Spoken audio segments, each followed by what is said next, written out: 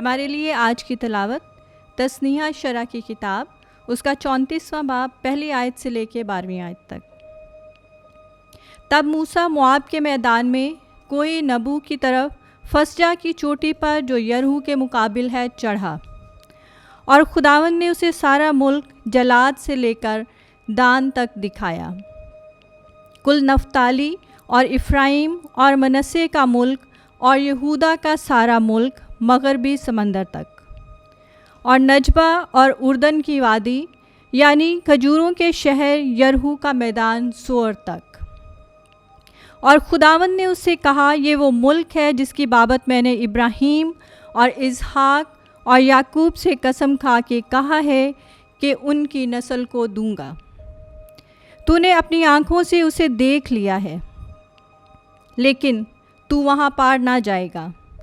चुनाचा मूसा खुदावंद का खादिम वहाँ पर खुदावंद के कहने के मुआफिक मोआब के मुल्क में फौत हुआ, और मोआब की वादी में बैत फाऊर के मुकाबिल दफनाया गया, मगर उसकी कब्र को आज के दिन तक कोई नहीं जानता।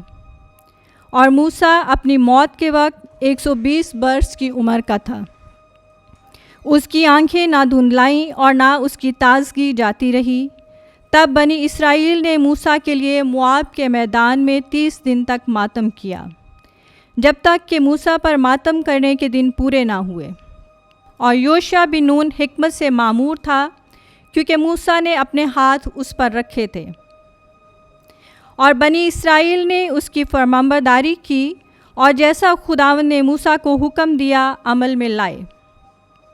और बादअज़ां इसराइल में कोई नबी मूसा की मानिद ना उठा, जिसे खुदावंद ने रूबरू जाना, इन सब निशानियों और अजायबात में जो खुदावंद ने दिए कि उन्हें मिस्र की सरजमीन में फ़िरौन और उसके तमाम वुज़रा और उसके सारे मुल्क के लिए करे, और तमाम ज़ोरावर हाथ और अजीम मौजज़ों में जो मूसा ने सारे बनी इसराइल की आँखों के सामने दिखाए। पाक कलाम के पढ़े और सुने जाने पर खुदावंद की बरकत हो। खुदा का शुक्र हो।